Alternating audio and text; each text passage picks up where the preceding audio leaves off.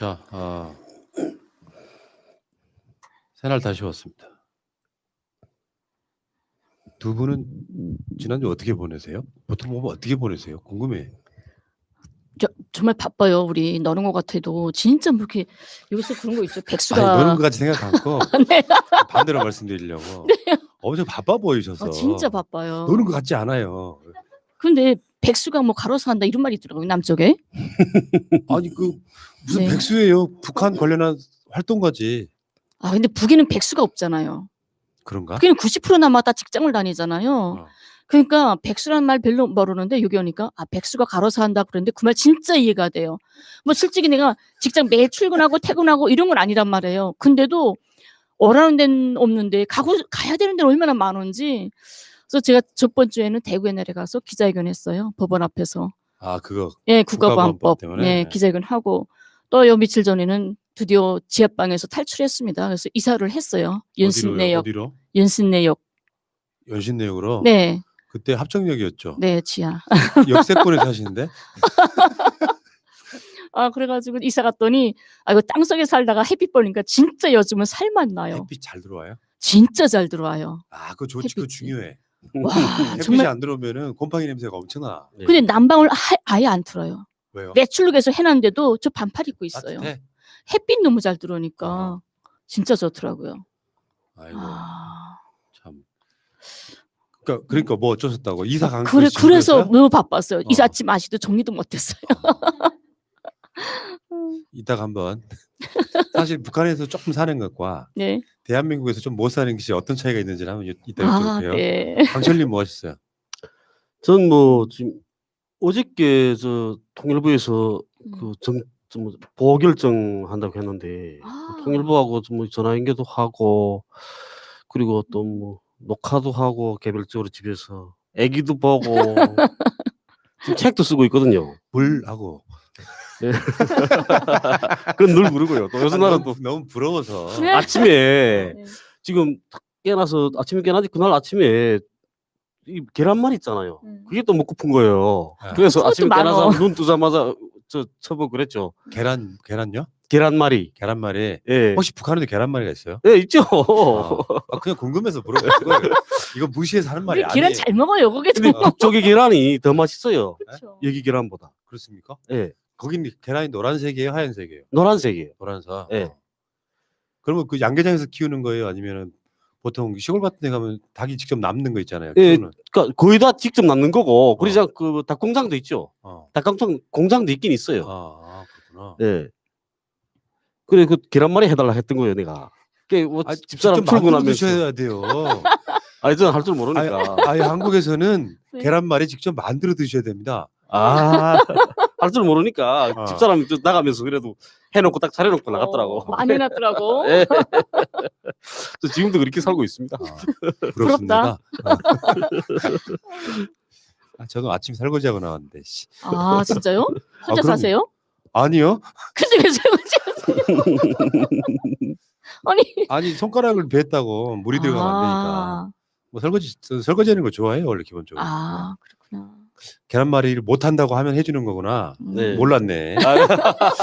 이상한 스킬이 있구나. 그러니까 무제간 상팔자라고. 그렇죠. 다 몰라야 됩니다. 다 몰라야 다 하는 거지. 한국은요, 남자들이 집에 들어오면 이런 게 있어. 뭔가 좀 일을 피하고 싶잖아요. 그럼 집에 들어가서 아픈 척하면 돼요. 자, 제가 봤을 때 두 분은 머리가 굉장히 좋은 분들이세요. 어떤 컨텐츠나 뭘 이렇게 쏟아낼 때 예를 들면은 대한민국에서 태어났으면 상당히 공부 잘해서 이렇게 인텔리전스 같은 사람들. 그렇죠. 판검사는 했죠. 난 돈 없어서 대학 못 갔을 것 같아. 검사 돼가지고 룸사롱 가고 막 그랬을 것 같아요. 그렇죠. 그랬을 거예요. 그것도 공짜로. 저희 딸 서원이 하나 있었어요. 별장도 가고. 저희 딸 서원이 너 뭐 하고 싶어 하니까 난 대남 공작 가고 싶은 게 제 소원이라고. 대남 공장? 예, 남쪽에 공장 내리고 싶다고 간첩으로. 공장. 네. 공장. 간첩으로 남쪽에 대남 공작. 이유가 뭔데? 모르겠어요. 근데 얘가 태권도를 했거든요. 어릴 때부터. 그러니까 그거 써먹을 데가 없으니까 남조선에 내려가고 싶다고. 아이고. 우리 딸도 저 북에 있는 딸도 그때 그 전화 왔는데 그 다른 사람 통해서 연락 왔죠. 왔는데 딸이 그 군대 가겠다고 한다고 그러더라고요. 내년도 그러니까 올해 졸업이네요. 이제 몇 달 안에 있으면 졸업하는데 군대 가겠다고 해서 그랬는데 욕했죠. 뭘 군대 왜 공부를 못하냐고. 그러니까 공부는 잘한대요. 아 그러면 대학을 가야지. 왜 군대를 가 여자가. 나 또 아버지니까 심정이 안 그런 거예요. 근데 그치. 그 애가 아마 이렇게 그러니까 아버지 없이 어쨌든 엄마가 정신이 온전치 못하거든요. 그러다 나니까 아마 집에 있는 게 싫은 것 같아요. 그럴 수 있죠. 예, 그러니까 군대를 가겠다 그러는 것 같더라고요. 제가 그 두 분한테 항상 느끼는 건데요. 일단은 무지하게 신기하죠. 우리랑 말이 똑같은 말 하는 사람들인데 그쵸. 쉽게 표현하면 다른 나라 사람인 거예요. 그거 볼 때마다 물론 김정은 위원장하고 문재인 대통령이 통역 없이 대화할 수 있는 유일한 양 국가잖아요. 이런 거 보면은 참 이 철책선만 없으면 꼭 통일이 안 돼도 상관없이 자유왕래만 할 수 있어도 얼마나 좋을까 이런 생각을 해봤습니다. 최근에 대한민국 군사력이 세계 6위라는 보도 나온 적이 있었거든요. 최근에 그 순위가 보면은 미국, 러시아, 중국, 인도, 일본, 한국이에요. 세네 한국. 겁나 세죠. 세죠. 그러니까 북한은 30몇인가 그래요. 그러니까 북한은 이 무기를 많이 들여놓고 군사력이 강한 나라라고 속해 있어도 한국에 비교하면은 간단히 말해 미군이 없어도 한국이 북한을 제압할 수 있을 정도 되거든요. 북을 무서워할 필요가 없네요. 그러니까요. 세계 군사력 6위는 어마어마한 겁니다. 예를 들어서 우리가 일본한테 강점 그 일제시대를 지날 때 그 국력이 없어가지고 결국엔 그 사람들이 지배를 받은 거 아니에요. 근데 지금 일본하고 한국이 군사력이 거의 비슷해요. 그리고 북한까지 합친다고 생각해 보세요. 그럼 일본은 잽도 안 되죠. 그럼요. 이런 거지. 중국도 떨 수 있는데 그때 가면. 아무튼 자 북에서 오신 우리 동포들과 함께 오늘 또 재밌게 시작 한번 해보겠습니다. 시간 다시 시작하세요. 시작 안 했는데. 자, 태영호, 주성호 등 탈북인들에 의한 가짜뉴스 팩트체크 방송 북한 바로 알기 프로젝트 평화를 생각하는 북한 이야기 오빤 갓나 스타일 36번째 방송 시작하겠습니다. 제 옆에는 지금 두 분 나와 계십니다. 평화 누나 김연희님. 네, 내 딸이 보고 싶다 김연희입니다. 예. 지난주에 따님의 얼굴을 봤더니 네. 더 보고 싶으실 것 같아요. 다음에 강철조국 홍강철님 나오셨습니다. 네, 남과 북은 내 조국이다. 홍강철입니다. 좋으시겠어요? 네, 남과 북이 자기 조국이니까 군사력으로 따지면 일본은 이기잖아. 네 그렇죠. 중국도 떨게 만들 수 있고. 자, 지금 남북 정상 간에 뭔가 분위기가 무르익고 있어요. 그래서 김정은 위원장도 메시지를 냈고 문재인 대통령도 신년사하고 신년 기자회견에서 북한과 이제 다시 뭐 대화를 하고 싶다 이런 메시지를 냈고 그러면서 나왔던 게 비대면. 그러니까 꼭 비대면을 하자는 소리가 아니지만 비대면으로라도 남북 정상회담을 다시 합시다 이렇게 이야기를 했단 말이에요. 근데 내가 봤을 때 홍강철님이 이 정세를 잘 읽는 분처럼 보이거든요. 그러니까 대한민국의 옴으로써 북한 전문가가 되셨는데 지금 김정은 위원장이 낸 메시지하고 그러니까 남북 간의 합의를 이행하라 이런 거잖아요. 네. 북한에서 나온 메시지는 문 대통령은 사실은 작은 것부터 시작하자 이런 메시지예요. 네. 어떻게 될 것 같습니까? 그러니까 그렇죠. 북쪽에서 요구하는 그거는 큰 거잖아요. 예? 큰 틀에서 먼저 하자 하는 거고 우리는 작은 것부터 먼저 하자고. 그런데 작은 것부터 하나하나 하면서 그러면서 그 대화의 의지를 다시 불태우는 게 중요하다고 생각해요. 저는. 저도요. 예, 그래서 그걸 받아들일 것 같거든요. 저는. 그리고 가장 그 기본적인 거는 개성공단하고 금강산 재개가 기본인 것 같아요. 저는. 그거 첫째 우선 하는 게 그게 대화로 가는 그 지름길인 것 같습니다.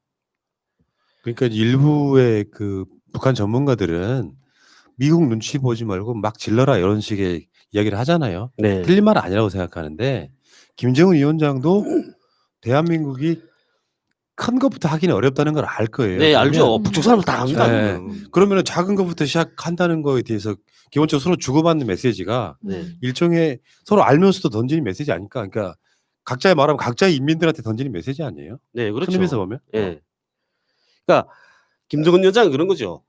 그 어쨌든 북쪽 사람들은 그 강하게 나가는 걸 좋아하거든요. 강경파. 강경파들이 많은 거지 북에는. 화끈하죠. 예. 기질이 그런 거잖아요. 예, 사실. 기질이 원래 그러니까. 그리고 남쪽 분들은 또 보게 되면 또 이 유하고 그 유하게 나가는 걸 좋아하죠. 예. 예? 그러니까 성격이 이렇게 좀 다른 거예요. 그러니까 김정은 위원장은 북쪽 인민들한테 이렇게 강하게 나가는 걸 그 이렇게 내가 강하게 요구하고 있다는 걸 알려주고 또 우리 남쪽에서는 문 대통령은 또 그렇게 하는 것 같아요. 우리는 작은 것부터 시작하자. 예. 그렇지만 작은 것부터 시작하는 게 순서가 맞긴 하죠. 예. 갑자기 큰 건 못한단 말이에요. 그러니까 김정은 위원장한테 그 얘기 드리고 싶어요. 못 이긴 척하고 나오시라. 네, 어떤 네. 방식으로든. 네, 그렇게 하겠죠. 그러니까 인도적 지원이든 뭐든 간에 못 이긴 척하고 나오시라. 네, 그게 남북 관계가 그 뭐랄까 아주 매끄럽게 가지 못했던 이유 중에 하나가 김대중 대통령이 평양 순환공항에 내리던 그 시점부터 시작해서 뭔가 연속성이 없는 상태에서 노무현 대통령이 임기 말에 네, 북한 가셨다가 결국엔 이명박한테 정권을 뺏겼고 그러면서 이렇게 울퉁불퉁한 그 과정을 걸었지 않습니까? 네, 그러니까 저는 내가 봤을 때 이 문재인 대통령 임기 말에 뭔가 확실하게 하나의 단계를 매듭 지어놓고 요거는 다음 정권이 들어섰을 때 어떻게도 바꿀 수 없는 형태로 못을 박아놔야 된다고 생각해요. 네. 근데 만약에 뭐 그럴 일은 절대 없겠지만 저쪽 사람들이 정권을 잡으면 다시 이게 다시 거꾸로 뒤집어지는 돌아간다고 보거든요. 예, 예. 그러니까 요거를 이제 예전에 그 한일 위안부 관련한 합의할 때 나왔던 불가역적이라는 표현처럼 돌이킬 수 없을 만큼 한번 가야 될 부분이 분명히 있다고 생각을 하거든요. 그래서 김정은 위원장의 그런 문재인 대통령과의 이게 말로 주고받는 이 말풍선 같은 게 굉장히 좋은 쪽으로 가고 있는 건 맞죠. 네, 그렇죠. 그러니까 이제 다음 정권도 그 문재인 정권에서 이뤄놓은 이런 그 성과들을 계승할 수 있는 그런 정권에 대해 들어서야 되는 겁니다. 예. 근데 제가 이 남쪽에 와 보니까 여기는 어쨌든 대통령이 5년에 한 번씩 바뀌잖아요. 그러니까 정책이 계승 못 하더라고요. 그러니까요. 자꾸 달라지고. 그러니까 자꾸 그 국민들만 자꾸 혼란스러워지고 이렇게 되는 거죠. 그래서 한 10년은 했으면 좋겠어요. 5년 동안 하면 뭘 하겠어요. 그러니까요. 5년 동안 네. 뭘 하겠어요. 그렇죠. 지금의 법을 바꿔서 예. 이제 10년씩 합시다. 예, 그렇죠. 했으면 좋겠어요. 이렇게. 5년 중임제 뭐 이런 이단 거 예. 해가지고. 10년 정도는 해야 그래도 가는 거죠. 아니 김정은 위원장 입장에서 보면 웃기겠어요. 트럼프하고 열심히 일하는데 4년이면 그냥 예. 그만두고. 그건 아닌 것 같아 내가 봤을 때. 네, 그렇죠. 문재인 대통령에 한해서 정신을 한번 허용하는 것도. 네. 근데 그것도 정부가 진짜 제대로 가는 길에서 10년이고 20년이고 그게 가능하지. 정말 예전처럼 우리가 첩을 들었을 만큼 그렇게 힘든 정권이 10년을 간다고 생각해봐요. 다 막 즐겨 죽죠. 맞습니다. 제가 그렇죠 며칠 전에 그 이야기 했어요. 아 그래요. 대통령을 문재인 대통령이니까 이게 더하고 더했으면 그쵸. 좋겠다고 생각하지. 그쵸. 이명박이 만약에 중임제가 가능했으면 어떻게 했을까요? 기무사 총동원하고 막 국정원 총동원해가지고 그쵸. 어떻게든지 정권 만들었겠지. 저 정말 무서웠던 게 그때 제가 이명박 정권 때 왔지 않습니까? 근데 박근혜 정권 때 그때 뭐 첩불로 떨어진다 그럴 때게 뭐 계엄령인가 뭔가 밑에서 준비하고 있었다고도 했었잖아요. 그때 아마 박근혜가 떨어지지 않았으면 우리 이 자리 어디 있을 수도 있어요. 저 같은 건 뭐 감옥에 누가 있던가 죽었던가 했을 수도 있는 거죠. 네. 무서운 상황인데 우리 많은 사람들이 노무현 대통령이나 김대중 대통령에 대해서 많이 회고를 하고 막 잊지 못해 하잖아요. 뭐 그 사람들이 잘났나요? 뭐 별로 잘생기진 않았잖아요. 근데 그나마 정말 국민을 위한 서민을 위한 이런 정치를 하려고 노력을 했던 사람이잖아요. 우리 기억 속에. 근데 그 저원 6.15 14선언들 얼마나 좋은 것들이 우리 역사에 있었어요. 네. 절대 실현 못했잖아요. 왜? 그 다음 후계자가 그 선대 용도자 노무현 김대중이 그 정책을 이어내지 못하고 뭐 거꾸로 났기 때문이잖아요. 그러니까 이제 다시는 정말 이 정도라도 만들어 놓은 걸 다시는 되돌아가지 않게끔 다음 정부가 절대로 맞습니다. 그걸 더 업그레이드 할 수 있는 이런 정권이 우리한테 와야 돼. 그래야 우리가 숨통이 열리는 거죠. 정말 가슴 아픈 게 이번에 김정은 위원장도 그랬잖아요.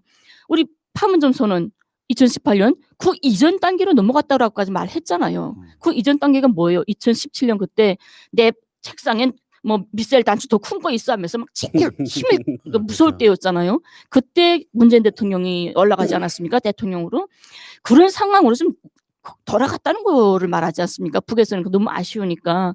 그래서 다시는 정말 이렇게 돌아가지 않게끔 다음 정부도 정말 좀 더 발전할 수 있는 앞으로 나가는 정권이 돼야지 계속 퇴보하는 정권은 정말 있으면 안 되는 거잖아요. 우리가. 난 트럼프가 정말 나쁜 놈이라고 보는 음. 게 그 하노이에 있어서 그 노딜이요. 네. 굉장히 치명적이었어요. 네. 그러니까 최소한 뭐 종전선언 정도라도 뭔가 마무리를 해주고 이렇게 갔어야 되는데 네. 자기 정치적 어떤 상황들 때문에 사실은 기차 타고 열심히 몇 박 며칠 내려왔던 김정은 위원장을 굉장히 허탈하게 만들었던 측면이 있거든요.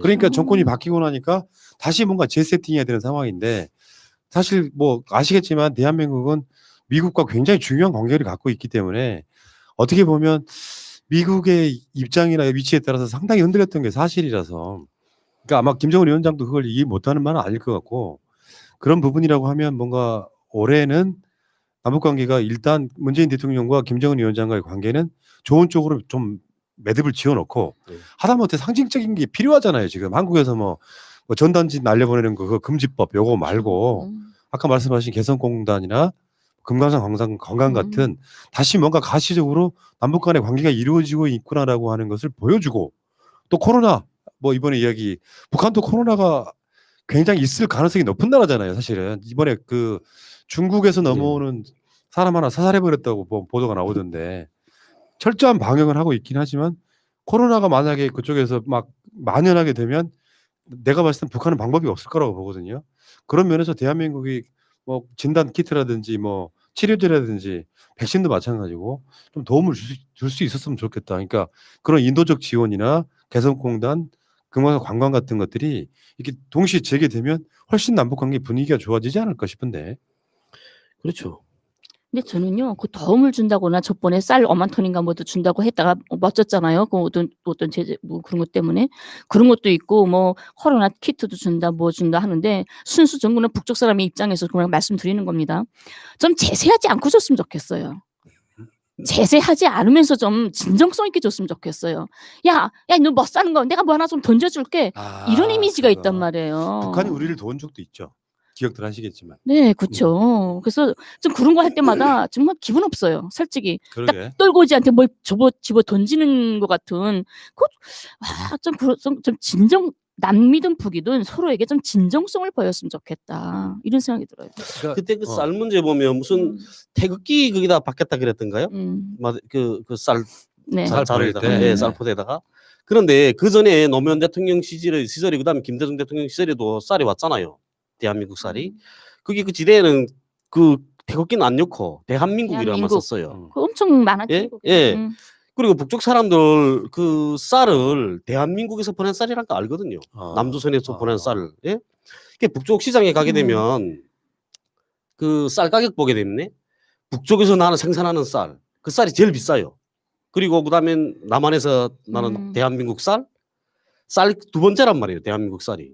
그다음엔 뭐 일본 거, 중국 거 이렇게 되죠. 그렇게 우리 걸 많이 사랑하죠. 북쪽 사람들. 그리고 대한민국에서 보낸다는 거 알아요. 그런데 거기다 딱 그 태극기를 받겠다고 조건을 달아서 이렇게 쌀 주겠다 이렇게 하니까. 그렇지. 예, 그러니까 기분이 없는 거지 기분 받는 사람 없죠. 입장에서. 만약에 북한에서 우리 그 예전에 뭐 수십 년 전에 우리 북한한테 수해놨다고 그쵸. 이렇게 예, 줄 그렇죠. 때 네. 인공기 붙여서 보내면 예. 기분 없죠. 기분 별로지. 그거. 그렇죠. 그런 것들을 벌써 진정성이 안 보인단 말이에요. 딱 야 우리가 너 도와줄게. 뭐 이런 딱 갑질하는 것 같은 거 있잖아요. 맞습니다. 그래서 저도 그런 생각을 해봤거든요. 남북 간의 차이가 있는 거지. 네. 그러니까 다름이 있는 거지. 니들은 수준이 높고 우리는 수준이 낮아 이런 게 아니란 말이에요. 그렇죠. 그렇게 대하면 안 되지 사람을.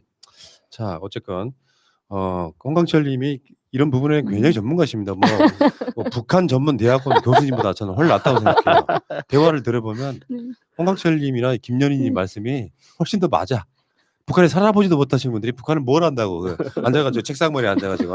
네. 자 올해는 남북관계가 많이 좋아질 걸로 기대를 한번 해보겠습니다. 제가 요즘에 밀고 있는 그 뭐가 하나 있는데 올해가 제 사주의 피크점이래요 인생에서. 남북관계 잘 될 것 같아요.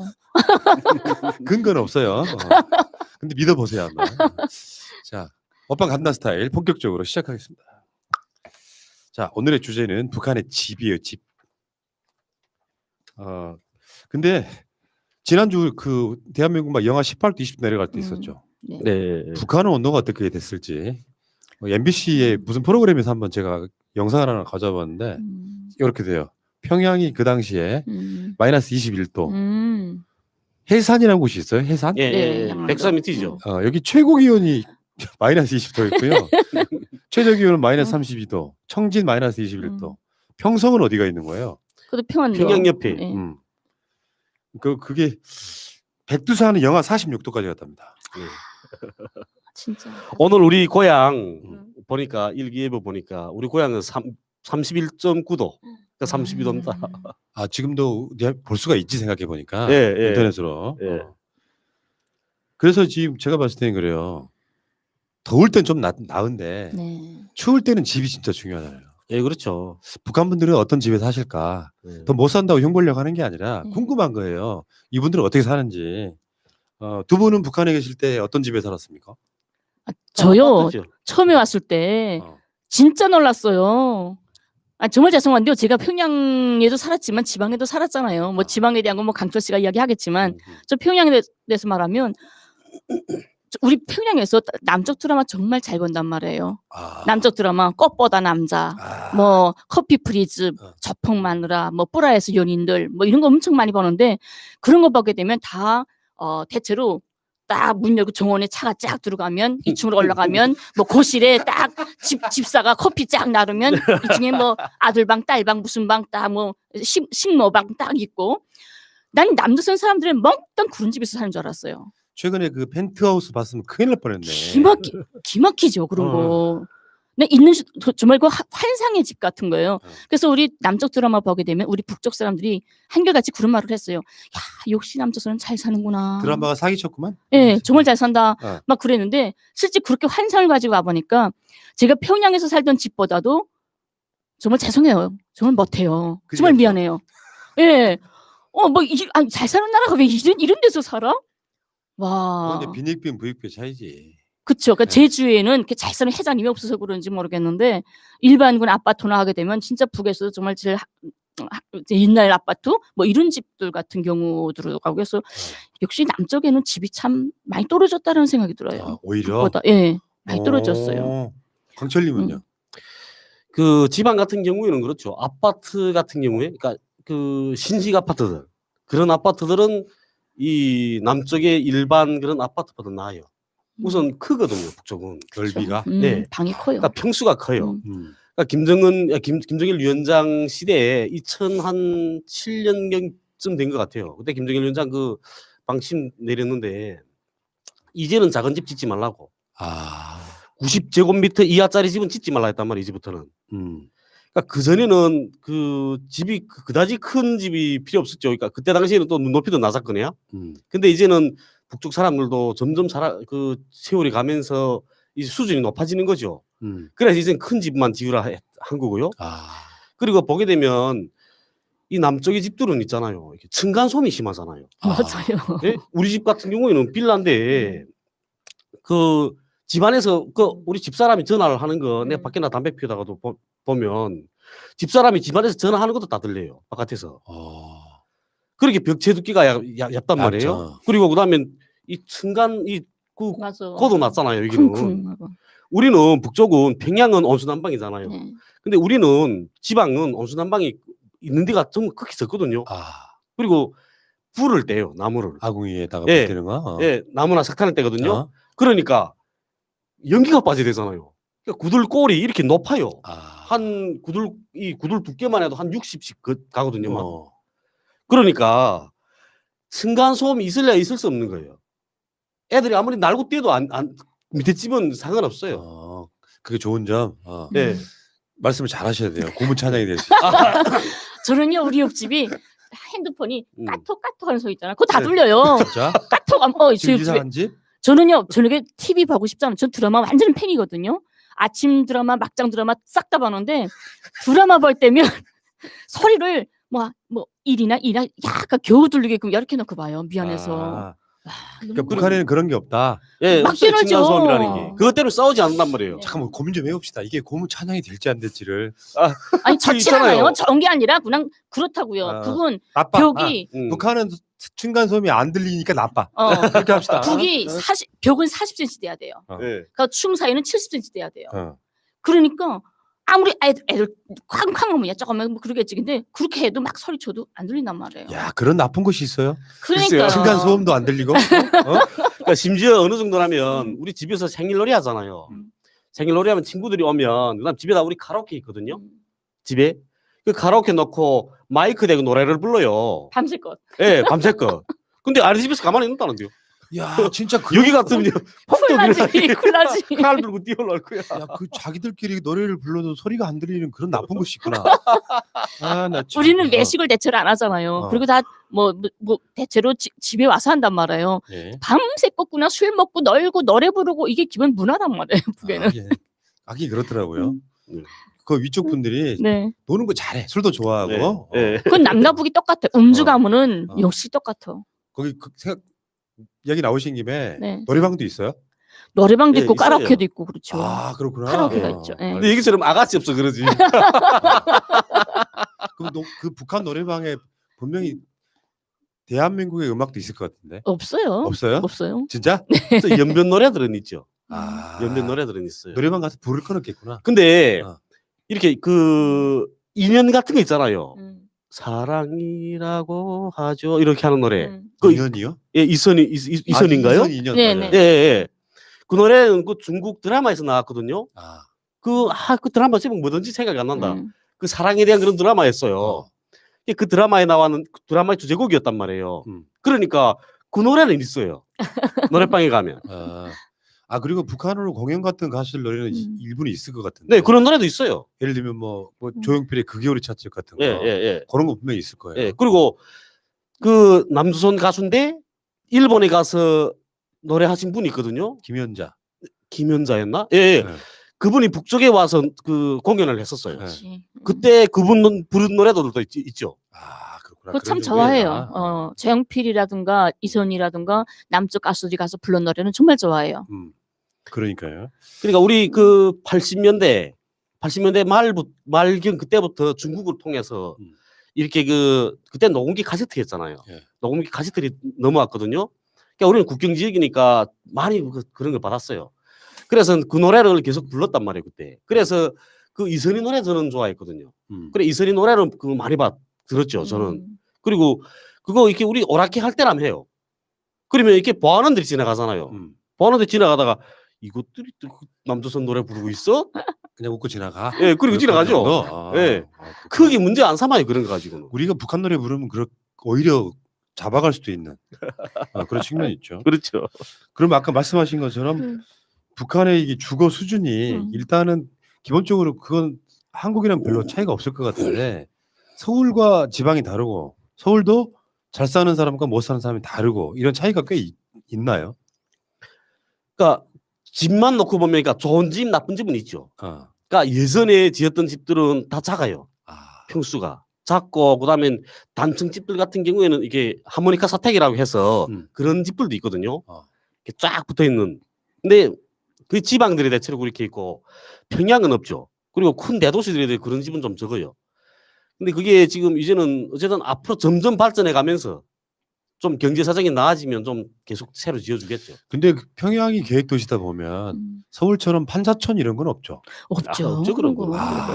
근데 제가 남쪽에 와 보니까 북한함의 건물 가지고 좀 다른 점이 뭐냐면 남쪽에 와서 완전 멋있는 뭐 그런 집들 있잖아요. 그런 집 보면 아유 저긴 정말 잘 사는 놈들이 살겠구나 이런 생각 들잖아요. 예. 근데 정말 하찮은 뭐 저쪽에 뭐 지하라던가 어떤 뭐 이런 조그만 집에 살면 아이고 저거 좀 힘들게 살겠구나 이런 그 차이로 보잖아요. 재산의 어떤 삶의 차이죠. 그렇죠. 근데 북은 그게 아니란 말이에요. 네.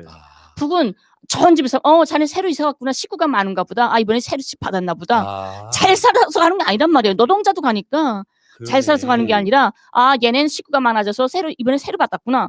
그리고 낡은 아파트면 아이고 쟤는 식구가 작고 옛날에 받은 집이구나. 이렇게 되는 거지.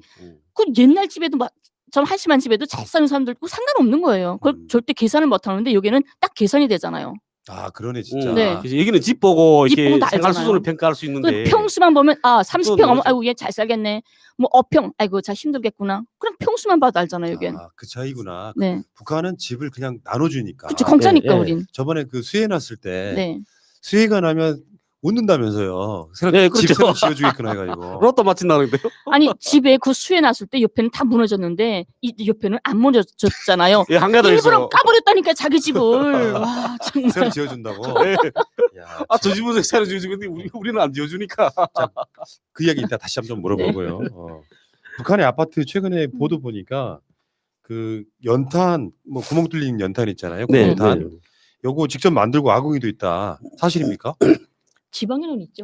지방에는 있죠. 평양에는 없을 평양에는 거예요. 원수 난방이니까. 다 원수 난방이니까. 그러니까 그 보도에 보면 뭐가 나오냐면 이 전력난 때문에 예.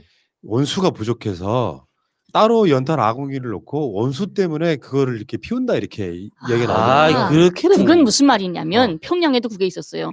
건안의 행군 때 평양은 다 원수난방에서 도물이 덜잖아요. 근데 건안의 행군 때 일체 전기가 끊기고 엘리베이터도 못 가고 난방 못 가고 하니까 추워서 못 견디잖아요. 그래서 부엌에다가 뼈치가 같은 거 난로를 놨단 말이에요. 난로 넣고 우린 착화탄이라고 해요. 뭐 착화탄 떼서 거시 먹는 거하고 구멍탄 해서 그냥 원수도 돌리는 거 자체로 만들었어요. 아, 수도 올리는 살으려고. 것처럼 이렇게 탄 몇 예, 개, 예, 몇 예. 덩어리 구멍탄 얹어가지고. 몇 개 올리는 거 해서 그걸 하면 원수도 돌리고 자기네가 자체로 다 만들었거든요. 권한의 행군 때 그렇게 했던 지금은 거예요. 안 그렇다. 지금은 아니죠. 난 그런 건 못 네. 봤어요. 나. 평양 가서. 내가 지방 나갔다가 어쩌다 이렇게 엄마네 집에 평양에 올라오면 우리 엄마네 집도 그거 했거든. 아. 자, 지방 가면 지금도 뗄감 떼죠. 네, 그렇죠. 지방은 지방은 그 석탄, 나무 이런 걸 다 뗍니다. 지방은.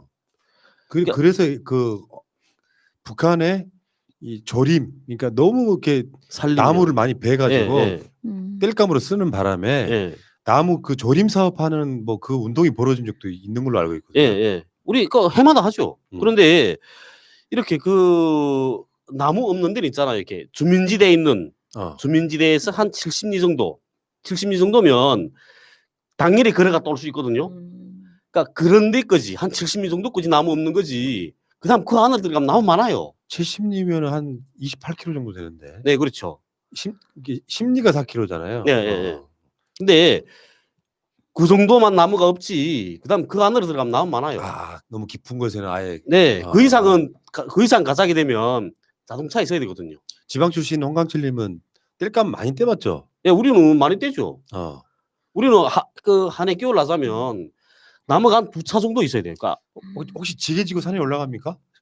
저는 그렇게 못 해봤죠. 어떻게 하셨는데요? 우리는 뭐 공장에서 차 대서 나무 다 공장 기업소마다 자기네 작업원들 뗄감을 단체로 하니까. 아, 줘요 그냥? 예.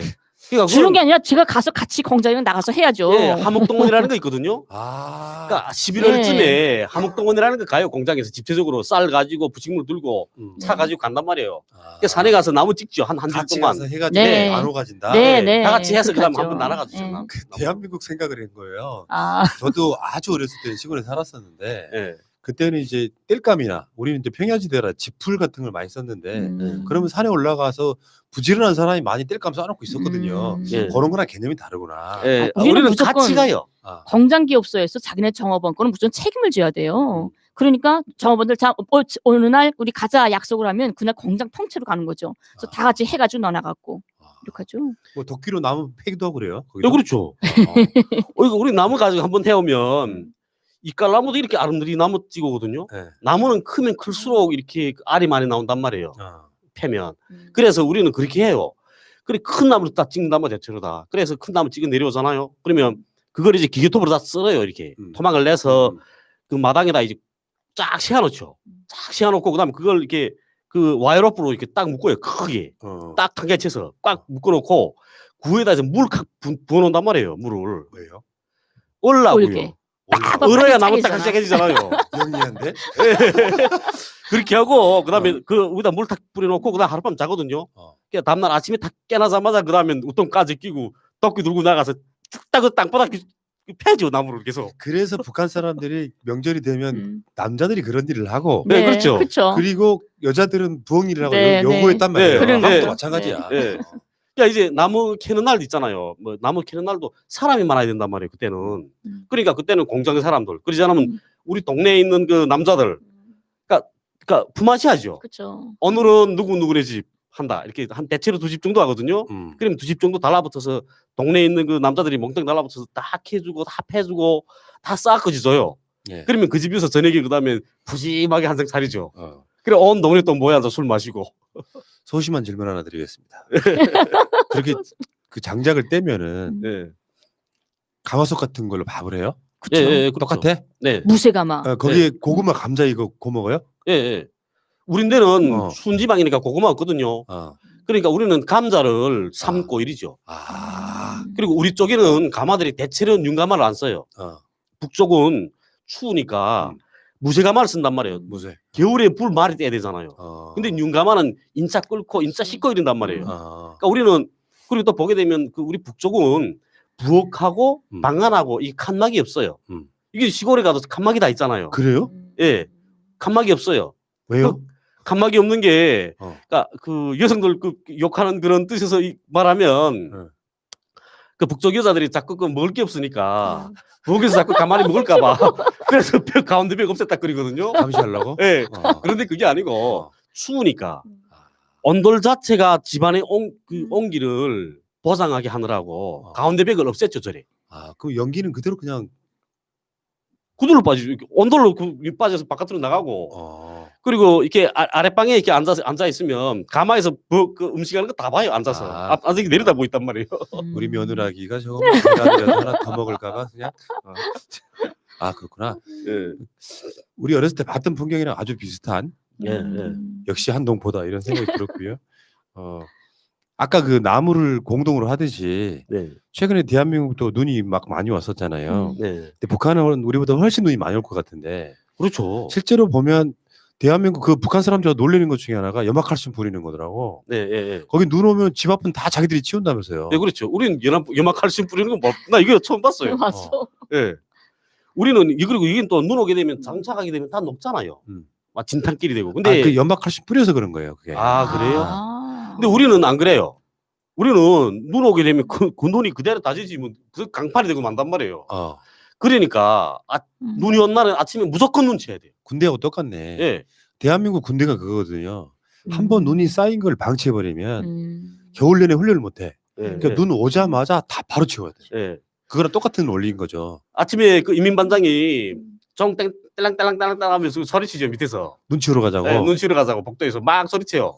두 분 다 해보셨어요? 눈 치우는 거? 해봤죠. 우리 눈 치우는 날은 명절이에요. 진짜? 예, 왜냐면 우리 아파트 그 주변 쫙 해가지고 몇 킬로 정도 이렇게 뭐 구견을 있단 말이에요. 그래서 한 아파트 한 개 충씩 매일 이렇게 나와서 청소를 하곤 해요. 근데 오늘 눈 왔구나는 누구나 다 알잖아요. 창문으로 오늘 눈 왔구나 그러면 무조건 의무적으로 나가는 거예요. 그러면 어른들은 하고 애들은 아빠 애들 내려가서 눈사람 막 널고 뛰놀고 온 아파트가 완전 명절이거든요. 뭐 히하하면 널고 다 모여서 이제. 같이 눈사람도 모여가지고. 만들고 재밌다. 눈싸움도 하고 이러죠. 우리 한 아파트가 한 가족이니까 그러니까 소름마다. 이렇게 우리 아파트만 치는 게 아니고 그다음에 아파트 앞에 도로 또 담당 구역이 있어요. 도로 어디서부터 어디까지 우리 아파트가 맞았다는.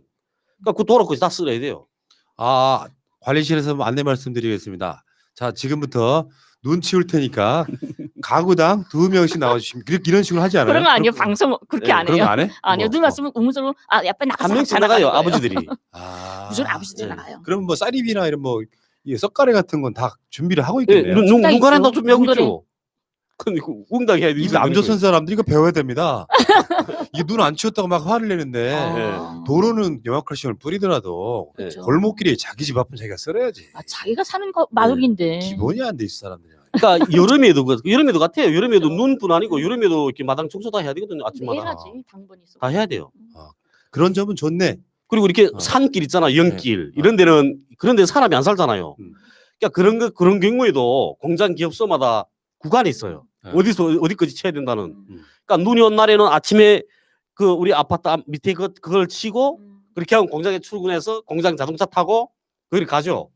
우리 담당 구역으로. 여기서 잠깐. 혹시 동네에 언덕 같은데 썰매 같은 건 안 타요? 썰매 잘 타죠, 애들이. 눈 다 치운다며. 근데 그 눈 아무리 치워도 자동차 다니잖아요. 그럼 거기는 이게 딱 다져져 있단 말이에요. 이 자동차 다니는 길은 거기는 그 뭐야 썰매타고 다니죠. 우리랑 똑같구나. 예. 혹시 그 저기 비닐 포대 이런 걸로 타본 적 있어요? 그런 건 안 아니면 타요. 썰매를 그건 만들어서? 예, 만들었어요. 만들어 보신 적 있어요? 예, 만들었죠. 저도. 아. 애들 위해서 만들어서 주고 그다음에 어. 우리 8.3이라는 거예요. 8월 3일 인민소비품이라는 걸. 이 겨울에는 그 소비품 그 계획을 해야 된단 말이에요. 액상 계획을. 그거 하자면 우리가 공장에서 그 썰매를 만들어서 직매점에 내가요. 이 직매점에서 판단 말이에요. 썰매를. 그러면 애들은 또 직매점에 가서 썰매를 사서 타죠. 그 평양도 마찬가지겠지만 대한민국보다 눈 훨씬 많이 오죠. 그게. 그렇죠. 어느 정도 많이 와요? 대략 한번 쌓이면 10cm 이렇게 쌓이나? 옛날에는 저 어렸을 때는 진짜 3-40년씩 올 때도 엄청 있어요. 많이 와서 발이 푹푹 잠겼는데 어. 그렇게까지는 안 되더라. 우리는 그렇게 와야 발목? 발목까지는 다 오곤 했어요. 근데 우리 북쪽은 있잖아요. 거기 눈이 많이 온단 말이에요. 한 번 오면 30-40cm씩 와요. 이게 뭐 정량이까지 온다는데 눈이. 근데 거긴 차가 별로 없으니까. 예, 그렇죠. 대한민국처럼 난리는 별로 없겠네. 예. 그리고 다 나오고 치워버리는데 그렇죠. 뭐. 예. 쉬우니까. 그리고 산 같은 데 가면 있잖아요. 거기는 이렇게 가슴치예요. 우리 겨울에 동계훈련 나가잖아요. 그러니까 예비훈련 우리 가거든요. 1월 달에. 예비훈련 훈련 가게 되면 행군하면 그 산으로 간단 말이에요. 그러면 가슴치는 이런 눈에 햇집에 간다는 거예요. 뭐지? 군대 있을 때 해본 거예요, 진짜로. 아, 진짜요? 내가 군대 있을 때 역대급으로 눈이 많이 왔거든요. 동계훈련을 나갔어. 진짜 눈이 여기까지는 아니고 한 허리 정도 오는 걸 치고 이렇게 가면 부대 하나가 지나가잖아요. 길이 생겨. 새로 길이 생겨. 나중에 그 구글 지도 같은 거 보면요. 우리 같은 부대가 한번 훈련 나가잖아요. 그러고 나면 나중에 구글 지도가 바뀌어요. 산에 있는 지도가 바뀐다고. 아, 재밌는데? 북한은 이렇습니다. 자, 근데 약간 물어보려고 또 했던 거 직접 한번 물어볼게요. 북한에서는 주택을 그냥 주는 거예요. 그렇죠. 얼마인지 모르죠 우리는. 얼마인지 모르는 네. 거예요. 네. 근데 최근에 보도를 보면 네. 북한도 김정은 시대에 들어 부동산 과열, 아파트법으로 통제 이런 기사가 나온 적이 있고 실제로 최근에 지은 북한의 아파트래요 이게 고층 아파트. 여명거리네요 뭐. 여명거리. 그러니까 지금 북한에 이 아파트가 이렇게 생겼는데 여기도 층간소음이 없을 걸로 예상이 되고요. 네. 그러면 이거 어떻게 부동산 과열돼서 이게 쉽게 표현하면 부동산 투기가 있을 수 있냐는 거예요. 궁금해. 어떻게 이게 가능해요? 저런 건 투기 없어요. 정말 이상한 게 뭐 유시수나 뭐나 못해요. 말하는 게 투기를 못해요. 진짜 잘못 알고 있어요 북에 대해서. 괜히 사고 팔고 할 수 없고 주택 배정가에서 입사수 주택 이용증이 나온단 말이에요. 근데 왜 이런 식의 보도가 나오죠? 거기에 뭐가 있냐면 그런 거 좀 있었어요. 권한의 행군 때 권한행군 이후에도 권한행군 때 시작됐는데 그 이후에도 했는데 원래 국가가 지어가지고 공급을 하잖아요. 근데 이미 공급 받았는데 권한행군 되면서 뭔가 다 생활이 어려워졌어요. 국가에서 뭐 쌀도 안 나고 뭣도 하고 그러니까 우리 집은 돈이 조금 있어요. 돈이 좀 있는데 집은 좀 나빠. 근데 저짝 집은 못 사는 집인데 집은 국가에서 쓰니까 저런 집에 쓰고 살아. 인원도 작고. 근데 윈윈하는 거죠. 야, 너 저런 집에 쓸 필요 있냐? 돈도 없는데. 나하고 좀 집 안 바꿀래? 너 혼자서 큰 집 뭐 할래? 그냥 바꾸는 거예요. 그게 가능해요? 근데 어떻게 바꾸냐면 같이 둘이 주택배정가 가요. 가서 자 우리는 출퇴근 때문에 서로 바꾸는 게 더 좋을 것 같습니다. 라고 말을 해요. 구실을 내야죠. 그런 걸 말하면 안 되죠. 뭐 판다고 하면 안 된단 말이에요. 그러니까 이렇게 바꾸려고 합니다 하면 이유가 됐잖아요. 그러면 승인이 돼서 이용수를 바꿔줘요. 바꿔주고 와서 물밑으로 내가 전 집으로 가니까 나쁜 집에 있던 사람이 좀 인사 돈을 좀 깔아준단 말이에요. 웃돈을 받고. 그래서 그렇게 하는 돈을 거죠. 판다는데 그건 아니에요. 그럼 이런 정도가 과열된 뭐 부동산 이렇게 표현하는 거예요? 그거 보고 뭐 하는 이야기예요. 그게. 나도 궁금했어요. 네. 집은 나눠주는데 왜 북한에도 부동산 투기가 있냐고. 그렇죠. 보도를 이상하게 한 거네 그럼. 그렇죠. 우리 현재 지금 내가 여기 떠나오기 전에 살던 집 있잖아요. 그 집 좋은 집이거든요. 우리 북쪽 사람들 중에 이렇게 좀 돈 좀 만져봤다는 사람들 있잖아요. 예? 그런 사람들한테 무산에 7층 아파트 안 하고 묻게 되면 다 알아요. 그거 모르면 그건 그 돈 만져본 사람 아니야. 그 정도로 우리 아파트가 그 이름이 있어요. 이게 남한으로 말하면 이 강남의 타워 팰리스 뭐 그렇게. 그 정도. 예, 그러니까 그 정도인 게 아니고, 그러니까 그 위상이 그렇단 말이에요. 위상이 예, 그 정도로 알려져 있는 아파트예요. 근데 그 아파트를 지을 때는 혁신자들하고 영웅들한테 썼단 말이에요. 그 집을. 그런데 그 집을 받은 그 혁신자가 이건 근본 자기는 못 살겠는 거예요. 아파트에서. 원래 단층집에서 살면서 텃밭을 갖고 이렇게 살던 사람이니까 아, 이건 아파트에 매달려 산다 그러잖아요. 아파트를 우리는 그러거든요. 아파트에 매달려 우리 산다고. 성냥갑이라고 표현하죠. 그러니까 그 사람이 집 바꾸자 그랬어요. 우리 아버지 보고. 그래서 우리 아버지가 그러면 야, 근데 그 거저가기는 그렇잖아요, 아버지가. 그래서 그 집에다가 그 우리 그때 당시에 재봉기 있었거든요. 그 중국산 재봉기였어요. 밀봉이라고. 그 재봉기를 주고 그다음 뭐 더 줬죠, 아버지가. 그렇게 하고 우리가 그 집으로 간 거예요. 그러니까 그런 식으로 바꾼단 말이에요, 집을. 아, 어쨌건 특이는 없다. 예, 그러면 못해요. 궁금증이 생겼어. 예전에 오래전에 집을 받은 사람들은 집이 좀 허름하고 오래됐을 네. 거 아니에요. 네. 예. 그럼 새롭게 집에 들어가려면 어떤 꼼수를 쓸 수 있나요? 우선 식구를 애를 빨리 낳아야죠, 더. 아, 좁아서 못 살겠습니다. 이거 바꾸십시오 하면 되는 식구가 거야? 달라졌다. 이렇게 돼야 되고 아니면 직장을 옮겨야죠. 직장을 옮기면 나 이 짝으로 옮겨갔으니까 집을 교환해 주세요. 가까운 쪽으로 배정해 주는구나. 그렇게 되는 거죠. 그다음 일 잘하든지. 일 잘해서 네. 뭐 혁신자가 혁신자가 되든지. 혁신자라는 게 정확히 무슨 뜻입니까? 일 잘하는 사람들. 자기한테 차려지니까 국가가 그 내한테 준 생산 계획, 네? 생산 계획을 100% 다 수행하고, 예? 그리고 또 무슨 출근도 잘하고 이런 혁신자들, 일 잘한다 이런 사람들, 네? 그런 사람들한테는 그 공장 기업소가 이게 새로 이제 아파트를 건설하게 되면 우리 기업소 몫을 가지잖아요. 그렇게 하면 우리 기업소에서 이건 우리 혁신자한테 주자. 그러면 일 잘하는 노동자 갖다 거기다 주는 거죠. 그러면 그 노동자의 집이 또 비잖아요. 그러니까 그 집에다가 다른 집이 필요한 무슨 신혼부부나 사람. 집이 그런 필요한 거죠. 사람들 넣는 거죠, 네. 거기다. 그럼 집 새로 들어갈 때 도배도 다시 하고 그럽니까? 다 해줍니다. 다 해줘요, 그래서 그거는. 그래서 가구까지 다 네, 그거 다 있어요. 해주죠. 디테일 있게 막 물어보니까 재밌다 이거. 아, 한국이랑 똑같구나. 아니 뭐 이사 쿨라님이 들어가면 짜장면 먹어요? 아, 이게 짜장면. 짜장면은 안 먹어요. 이사 가면 뭐 먹어요? 이상한 뭐 우리는 모르겠어요. 뭐? 그런 거. 그래 해본 적 그런 건 없으니까. 우리 이사 가면 원래 짜장면은 이제 최근에 새롭게 태어난 풍경이고 새롭게 이사 가면 잔치도 하고 막 그래요. 주위 사람들 불러다. 우리 집들이 옛날에 하죠. 그랬어. 우리도 해요, 어. 집들이. 아, 집들이 하죠. 근데 그렇구나. 이게 이사라는 걸 우리 자주 안 하잖아요, 우리는. 그러네. 예. 여기는 우리 뭐 자꾸 자주 여긴 자주 하는데 우리는 자주 안 해요. 혹시 집이 좀 허름해가지고 받은 지 오래돼서 네. 이걸 그냥 만약에 어떤 사람이 자기가 그냥 부셔버리는 거야. 음. 그러면 다시 집이 나올까요? 그럼 걸리죠. 아, 그건 안 그게 되죠. 걸리죠. 모르게 하면 그건 국가재산이잖아요. 비가 많이 내렸는데 집이 아. 무너졌다 하면 되잖아. 그러면 안 되면 보수사업소에서 와서 수리를 해줘요. 건물보수라는 게 또 따로 있어요. 무조건 지어주는 건 네. 아니에요. 예, 예. 큰일 날 뻔했네. 예. 그러니까 도시건설이라는 게 도시건설 사업소라는 거 있고 건물보수 사업소라는 게 또 따로 있단 말이에요. 그러니까 그 건물보수 사업소는 전문 이렇게 집수리, 네. 재건축 그렇죠. 뭐 이런 걸 외관도 도와주죠. 지어주고 뭐 이런 거. 여기 이제 해방이 되고 음. 6.25가 끝나고 나서 완벽하게 사회주의와 자본주의로 나뉜 게잖아요. 예. 근데 이제 아시다시피 우리도 중고등학교 때 배워요. 자본주의의 단점. 빈익빈 부익부라고.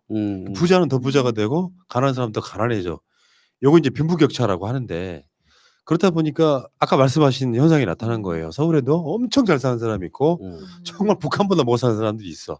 그거 소위 말하면 그걸 도시빈민이라고 하거든요. 예. 그러다 보니까 이제 민주주의, 자본주의 개념에서는 요거를 조금 더 수정할 필요가 있어요. 그게 이제 수정 자본주의라고 하는 거예요.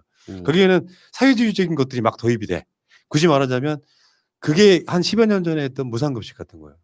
그러니까 밥은 다 공짜로 쉽게 표현하면 우리 세금이긴 하지만 다 똑같이 나눠 먹자 하니까 저쪽 사람들이, 그러니까 저쪽이라고 하면 좀 국민의 짐 같은 데서 하는 말이 사회주의냐? 이렇게 묻기 시작한 그 과정들이 있잖아요. 예, 예. 근데 지금 코로나 거치면서 대한민국도 모든 국민한테 뭐 재난지원금을 나눠준다든지 하는 방식으로 국가가 지원하고 있지 않습니까? 예. 그러니까 최소한 다른 건 몰라도 부동산 정책이나 이런 거에 대해서는 북한에 계시는 분들이 부러울 수도 있겠다는 생각을 막 해봐요. 예. 집 우리는 하나 살려 그러면 좀 못 버시는 분들은 평생 집장만 못 하는 거고 집 하나 살려 그러면 또 대출 받아가지고 그거 대출 안 갚은 상태에서는 아파트 문짝만 자기 거야.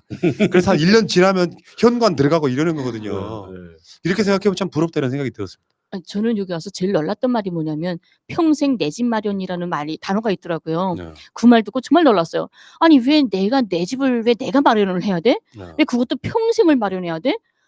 그게 이해가 안 돼. 아니 사람이면 당연히 내 집이 있는 거 아니야? 처음에 왔을 때 놀랐는데 한 10년 살아보니까 아 참 이게 힘들겠다. 제일 이해 안 되는 거는 3살짜리가 열차를 가지고 있다는 뉴스를 한번 봤어요. 이건 뭐지? 이만갑에 그 종편 있잖아요. 이만갑에 그 이순실이라는 여자가 있어요. 근데 그 여자가 뭐 이게 와서 한 10년 만에 그 북쪽에 있는 그 남동생한테 전화를 했대요. 걔 전화를 했는데 북쪽에 있는 남동생한테 그랬다는 거죠. 나 이제 그 돈 벌어서 집 샀다고. 10년 만에 집을 샀다고. 그러니까 그 남동생이 그러더래요. 그러면 지금까지 어디서 살았냐고. 지금까지 집도 없이 살았냐고. 그러니까 그게 상상이 안 되는 거죠. 집이 없이 산다면 상상이 안 되는 거예요. 실제로 유럽에서 이제 약간 사회주의적 개념을 도입한 나라들은 집을 의무적으로 국가가 공급해 주는 나라들도 많아요. 예. 자본주의 국가 중에서. 예. 굳이 말하자면 이런 거예요. 프랑스 파리 시장은 파리 시민한테 거주지를 만들어줄 의무가 있습니다. 그러면 거기에 있는 시장한테 뭐 얼마 정도 지났는데도 불구하고 집이 안 나오고 있다. 소송 걸면 집 해줍니다. 그런 경우는 꽤 있어요. 예. 그러니까 서로 간의 좋은 점은 닮아도 되지 않을까 이런 생각을 예, 해봤어요. 그렇죠. 북쪽이랑 같네요. 뭐 우리도 제대군관들 제대대 가잖아요. 제대대 가게 되면 집 고향으로 가잖아요. 그 고향으로 가면 우리 고향에서 나한테 다 집을 해줘야 돼요. 고향 당연에서 해줘야 되는데 안 해주잖아요. 안 해주게 되면 이삿짐 가져다가 당연히 앞에 갖다 부려놔요. 그러면 당비서가 들어갈 때마다 보잖아요. 들어가고 나갈 때마다 계속 보잖아요. 그러니까 힘들죠. 자유 본인 자체도. 그러니까 빨리 해결해 주라고. 해결 못해주면 간부들이라 집 내라 이렇게 하죠. 난 신고했어. 집 앉아서. 제대돼서 딱 평양에 왔는데 반년이 됐어요. 반년 됐는데도 집을 못 주는 거예요. 그래서 참다 못해서 아니 저걸 지키다가 지금 들어왔는데 왜 반년이 돼도 집을 안 주나 해가지고 시당에다가 제기를 했죠. 거소리를 했죠. 근데 2달 만에 집을 주더라고요. 약간 좀 화를 내면 빨리 주는구나. 네, 그렇죠. 가만히 있으면 안 돼요. 발 뻗쳐야지. 기다리다 나면. 최근에 이제 북한의 집 관련해 가지고 대한민국의 보도가 아까 말한 부동산 투기가 있다 이런 식으로 한 건 거의 사실상 가짜고. 이런 보도도 봤어요. 좀 산다는 북한 집 남한산 태양광 패널 설치해가지고 올라온 그 사진을 봤는데 좀 산다는 집이라는 개념이 뭐예요, 근데? 태양광은 북에서 다 해주 지금 짓는 아파트 이거 지금 영상에 보면 이거 문화주택이잖아요. 이거 북에서 해준 거잖아요, 국가가 해준 거예요. 그럼 좀 산다는 집이 아닌 거예요? 이거 농촌이에요. 농촌? 농촌의 문화주택이에요. 여름 문화주택이라는데요. 새로 지어준 집들이잖아요. 야, 근데 여기 보면은 창문이나 지붕에 다 태양광 패널이 있거든요. 네, 이건 국가가 해줘요. 요거 대한민국산이래요, 이게. 아마 중국에서 가져왔을걸요. 보도는 그렇게 나왔어요. 그러니까 이 대한민국에 중국으로 가서 중국으로 통해 갔겠죠. 아니, 중국 사람들이 짝퉁을 많아. 한국 거로 가면서 파는 것들 많거든. 근데 한국 거 비쌀 건데 중국에 싼 것들 많은데 왜 한국 걸 사겠냐고 국가가. 우리 고향 같은 경우는 있잖아요. 이 가로등 한 거. 가로등을 태양광 그런 가로등이거든요. 그래서 근데 그게 결함이 뭐 되냐면 그러니까 중국 거란 말이에요. 근데 그 밤 12시가 지나면 그 불이 꺼지더라고요. 밤 12시 꺼지는. 일단 북한은 지금도 전력이 좀 부족하지 않습니까? 대략? 그러죠. 지금도 부족하긴 하죠. 그러니까 태양광 패널 등을 쓰는 거죠. 네, 그렇죠. 근데 지금 했던 게 농촌의 문화주택이잖아요. 저때 단체로 국가가 해준 거고 평양시에서 제일 먼저 했던 게 여명거리 있잖아요. 여명거리 국가가 그 많은 집들 몽땅 똑같이 태양광 설치를 했어요. 해서 지붕에도 쫙 다 만들고 매 집마다 한 줄은 창문으로 몽땅 태양 열고 싹 설치했단 말이에요. 그런데 아파트만은 국선 쓰더라고요. 왠지. 아파트는 태양열로 안 되는가 봐. 그래서 아파트는 국선 쓰고 그 나머지는 일제 그 아파트 통짜가 그 태양열로 국가 전기 안 쓰고 모든 아파트 다 그렇게 됐어요. 자체 생산하는 거지. 네네. 근데 갑자기 궁금한 게 이 보도를 보면은 전기요금이 유료화됐다고 나와요.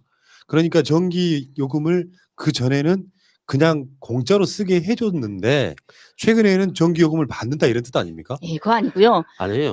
원래 예전에도 냈어요. 전기 사용료라는 거. 그러니까 전기 사용료가 있는데 뭐냐면 우리가 5식구인데 텔레비, 냉장고 뭐가 있어 하게 되면 요만큼 써야 되는 전기 키로수가 딱 정해져 있어요. 매 집마다. 근데 거기까지 쓰면 괜찮아요. 근데 거기서 지나잖아요. 아무래도 지나면 비싸요. 그게 바로 유료인 거예요. 한국에 그게 누진세 같은 거네. 네, 유료예요. 그렇죠. 그게 비싸니까 대수 그거 안 쓰려고 그러거든요. 안 쓰고 그래서 나쁜 놈들이 어떤 짓을 하냐면 매 집마다 계량기 있죠. 전기 들어가는 거. 거기다 뭐 이렇게 붙이면 그 계량기가 전기 쓰면 거꾸로 들어가요. 자석 같은 거 붙이면. 다섯 가지 그러면 그러면 내가 100까지 쓰라고 그러면 쫙 99까지 썼죠. 그래 다시 돌려놓고 또 다시 계속 쓰면 199에서 다시 1까지 다시 내려와요. 아, 또 더 돌려놔. 여러 놈들이 있었단 말이에요. 그래서 이야. 그런 것도 그때 비사해주 그룹바 해가지고 뭐 비판도 받고 했는데 그래서 지나가면 더 내야 되는 거죠. 그러니까 그게 최근- 우리 어. 그 지방 같은 경우에는 이렇게 전기 계량기를 다 이렇게 설치하라고 하거든요. 근데 설치를 안 해요. 그 설치하면 돈 내야 되잖아요. 그게 하면 우리 맞아요. 집에서 전기 얼마 쓰는지 그걸 딱 계량이 되니까. 그러니까 우리 같은 지방 같은 건 안 했어요. 그래서. 그러니까 배선부에서 그 돈을 이제 받아야 되겠는데 사용료를 받아야 되겠는데 계량기를 설치 안 하니까 받지 못하는 거예요. 그러니까 일률적으로 같이 받아야 되잖아요. 평균 최소. 그러니까 배선부에서 머리 쓴 게 그다음에는 전기선 다 잘랐죠. 자르고 전기 계량기 다는 집부터 전기를 주겠다 이렇게 한 거예요. 아. 그래가지고 또 그다음 배선부 수상 죽일 놈 살릴 놈 역죽신이 먹었잖아요. 그러니까 그렇지 않아도 전기가 부족한데 예. 마음껏 쓰게 할 수는 없고 그렇죠. 그러니까 이만큼까지 쓰고 나머지 더 초과한 분량은 니들이 비싼 돈 내라 이렇게 그쵸. 되는 거구나. 예, 예, 예. 네, 그게 유료로 나는 휴대폰도 그런 거예요. 어. 휴대폰 사용료가 완전히 싸거든요. 그런데 그게 정해져 있어요. 한 달에 통화는 몇 시간, 그다음에 뭐 영상 통화 몇 시간, 문자 메시지 20개 뭐 이렇게 있단 말이에요. 그거는 아. 무료예요. 그거 넘어가면 돈을 그건 많이 낸다? 넘어가면 그때부터 돈을 네. 내고 써야 되는 거죠. 재밌네. 근데 아끼는 사람들은 그거 지키려고 엄청 예, 노력하겠구나. 그렇죠. 그렇죠. 그거만 쓰면 괜찮아요. 그래서 여기 오니까 남쪽 사람들은 전기를 너무 망탕 쓰잖아요. 산점에 저녁에 사람도 없는데도 불 밤새고 켜놓고 막 그러잖아요. 맞습니다. 식당도. 어. 그건 너무 아깝잖아. 우리나라 건데 전기가 음. 아깝잖아요. 우리는 10시만 되면 식당이 다 문을 닫잖아요. 그 이후에 영업하는 데가 없어요. 거리가 새까매요. 그러니까 우리가 뭐 우주에서 본다 하게 되면 북은 새까맣고 맞아요. 남쪽은 하나다 하는데 무조건 다 죽거든요. 가로등만 켜놔요. 음. 그리고 집에서도 이자방에서 여자방 가려면 스위치 항상 끄고 또 지나가고 그러거든요. 아끼려고. 그러니까 우리 같은 집에서 있잖아요. 이렇게 TV 보잖아요. 저녁에. 저녁에 들어가면 밥 먹을 때 불 켜고 그다음 TV만 켜놓고 다 꺼버려요. 그렇죠.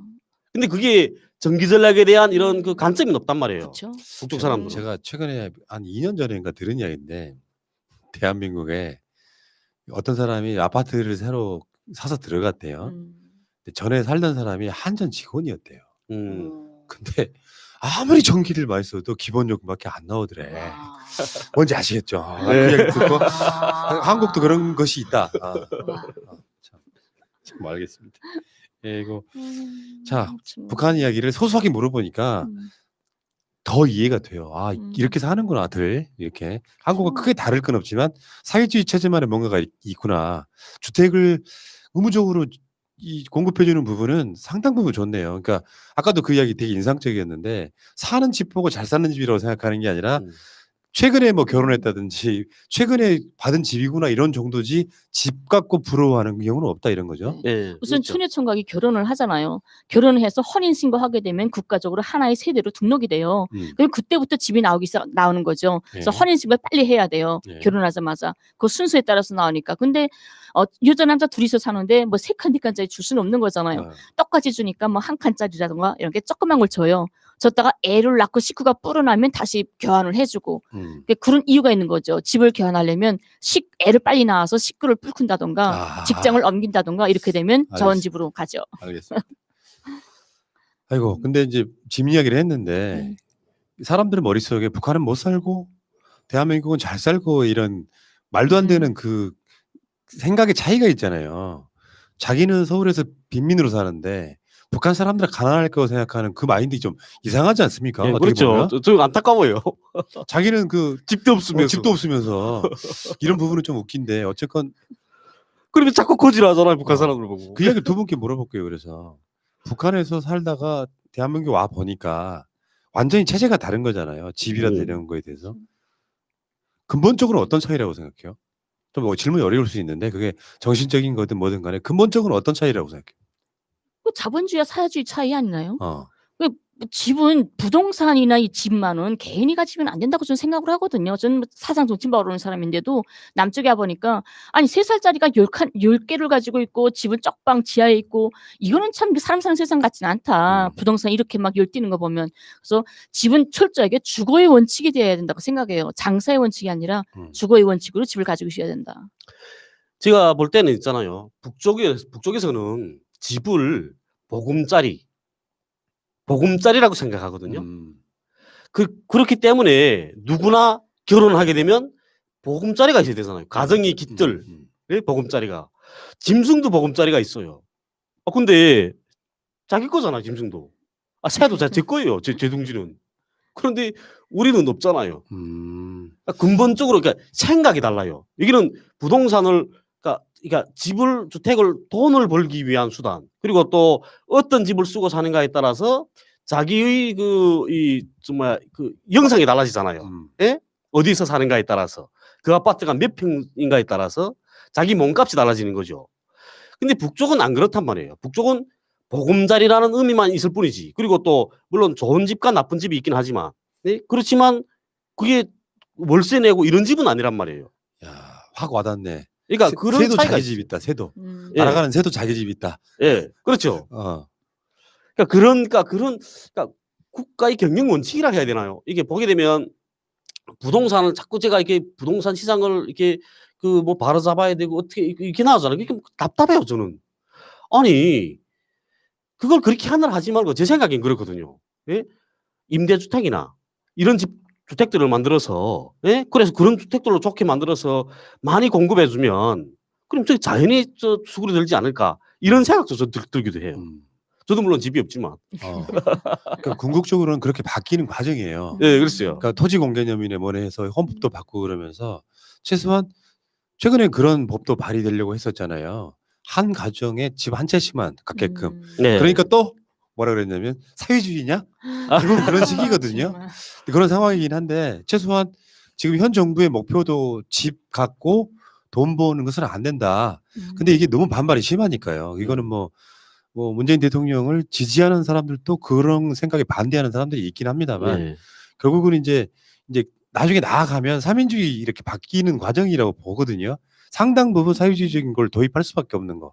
안 그러면 못 사는 사람들이 굉장히 힘들어지는데 네, 그렇죠. 못 사는 사람들이 힘들어지는 나라가 되면 사실은 돈을 많이 갖고 있는 사람도 힘들어져요. 네. 그러니까 어느 정도는 이렇게 나누고 살아야 된다는 의미 좀 그렇게 말씀드리고 싶고 사회적 분배가 잘 돼야 되는 거죠. 그리고 집 이야기를 하니까 김연희 님이 특히 뭐 대한민국에 오고 싶어서 오신 분이 아니잖아요. 집으로 가고 싶으시죠? 그렇죠. 그럼 거기는 아직도 이사 안 가고 있을까요? 이사 갔어요. 제가 원래 있을 때는 평양역 앞에 거기 아파트였는데 이사 가서 그 좋다는 여명거리로 이사를 갔습니다. 한 사람 줄어서 좁은 집으로 갔나? 더 좋은 집으로. 그래요? 더 크고 좋은 그러니까 집으로. 딸이 여명거리, 아까 사진 나왔잖아요. 네. 그게 그쪽 걔네 아파트거든요. 그런 아파트. 네. 네. 근데 딸이 그쪽에 직장이잖아요. 직장이. 네. 직장으로 옮기니까 집으로 옮겨주는구나. 네, 여명거리 엄반집에 있으니까 그러니까 여명거리로 옮겨준 거죠. 그러면 따님하고 남편만 두 분 사시는 거예요? 네.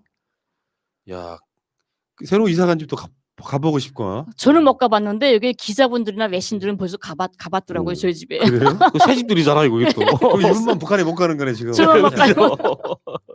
그래서 어떻게든지 나가보려고 하는데 출국 금지 시켜버리고. 네. 진짜 안타깝네. 참. 거기가 엄마 손길이 필요한 거 아닙니까? 그렇죠. 청소를 해도 엄마 손길이 필요하고. 딸 보면 제일 미안하죠. 16살에 헤어졌는데 그때 한창 맵시 부리고 청각 뭐 걸은 것도 있고 걸을 때 아니에요. 옆에서 엄마가 챙겨주고 뭐 이런 거 해줘야 되는데. 시집 가야 되는데 이제. 그런 게 좀 미안하죠. 그 허성근 님이 댓글창에 올려주신 질문 하나 여쭤볼게요. 예전에 얼핏 듣기로는 북한은 여자가 28살에 남자가 32살에 무조건 결혼한다고 그러는데 사실인가요? 28살이다 여자 혼자다 하게 되면 아이고 거철값이네 그래요. 거철값이. 네. 26 지나면 샜어요. 미나리 세듯이. 지금도? 예. 그럼 지금 따님 몇 살이죠? 27이에요. 샜죠. 엄마 때문에.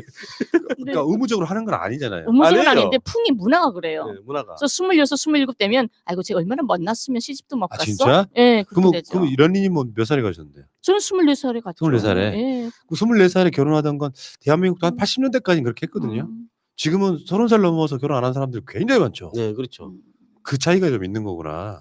그러니까 이게 보면 30 전에 있잖아요. 30살 전에 애까지 다 낳아요.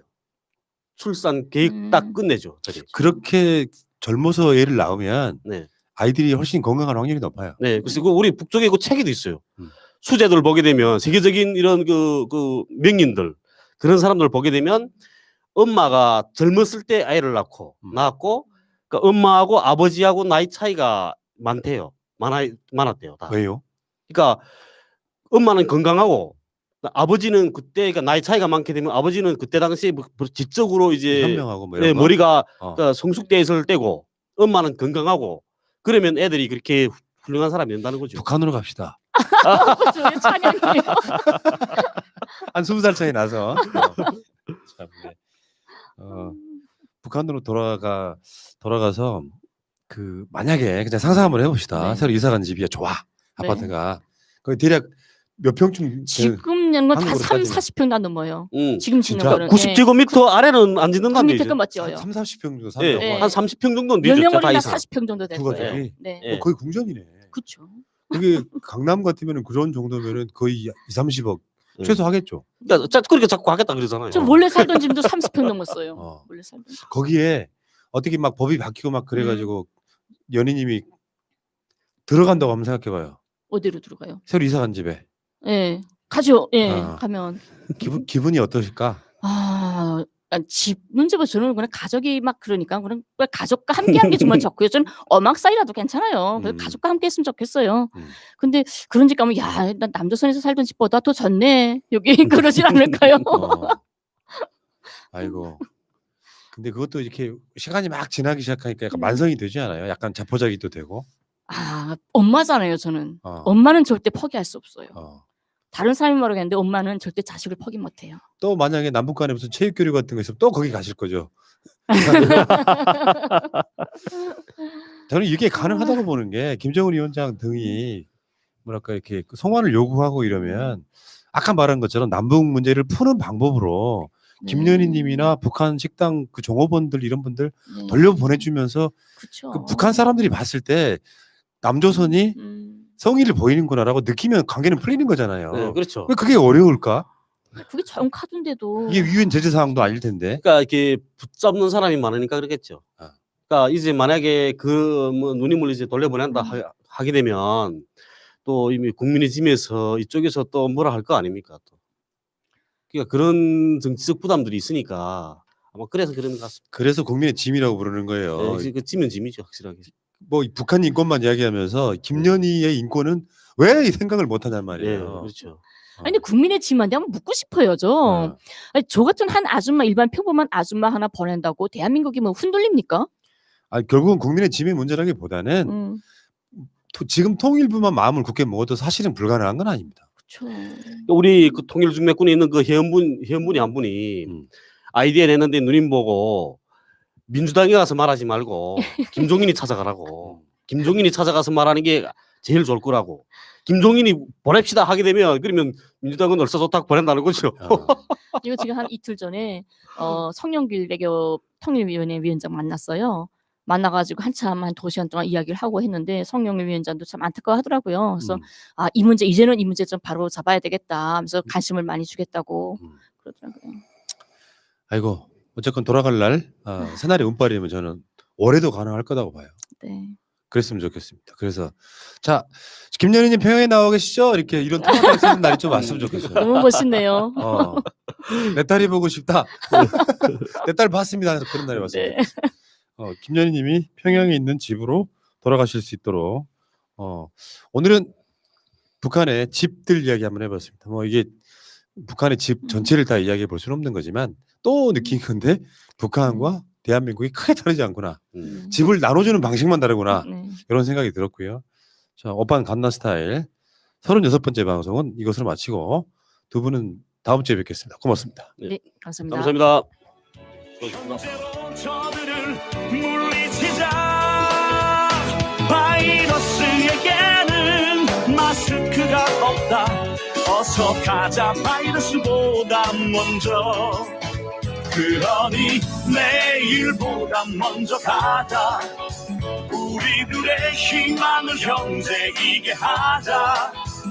설령 그것이 내일이라 해도 현재로 저들을 물리치자. 바이러스에게는 마스크가 없다. 어서 가자 바이러스보다 먼저.